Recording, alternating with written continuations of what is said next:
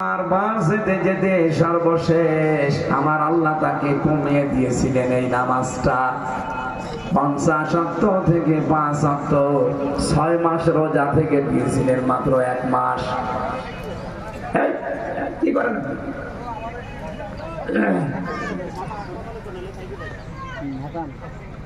বিশ্বনবী আসার সময় এবার বললেন, হে আল্লাহ আমি চলে গেলাম দুনিয়াতে, বলেন দাঁড়ান, আমি কিন্তু 50 ওয়াক্ত দিয়েছিলাম, 6 মাস দিয়েছিলাম, আর আমি আল্লাহ একবার যেটা সিদ্ধান্ত নেই ওটা ওইভাবে থাকে কিয়ামত পর্যন্ত, ওটার কোনো পরিবর্তন কি? আতাম্মাত কালিমাতু রাব্বিকা সিদকাও ওয়া আদলা লা মুবাদদিলা লিকালিমাতি।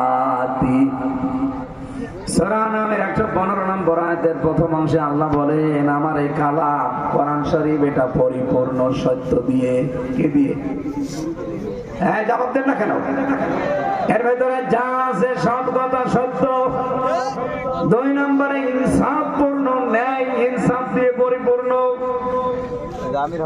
যদিও ইনসাফ আমাদের দেশে এখন 100% চলছে, কথা বলেন না কেন?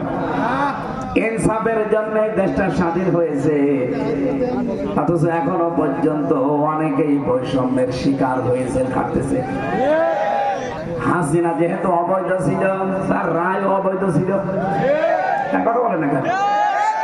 সরকার যদি পালিয়ে যায়, এ অবৈধ মানুষের দেওয়া রায় নিয়ে কেন মানুষ জেলখানায় থাকবে?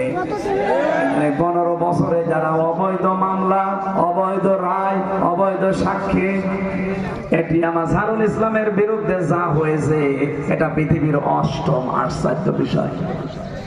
দুনিয়াতে আশ্চর্য বিষয় আছে কয়টা? 7টা। কয়টা?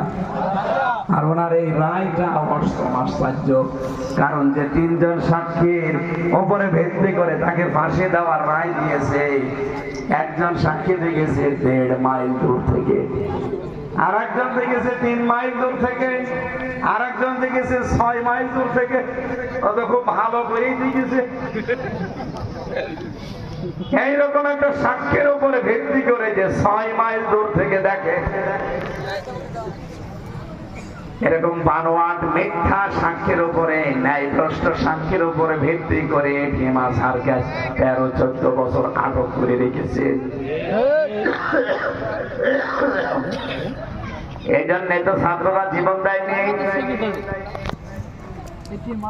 2732 জন মানুষ জীবন দিয়ে গেল খেলা করার জন্য না, যেন এই বৈষম্য বাংলাদেশ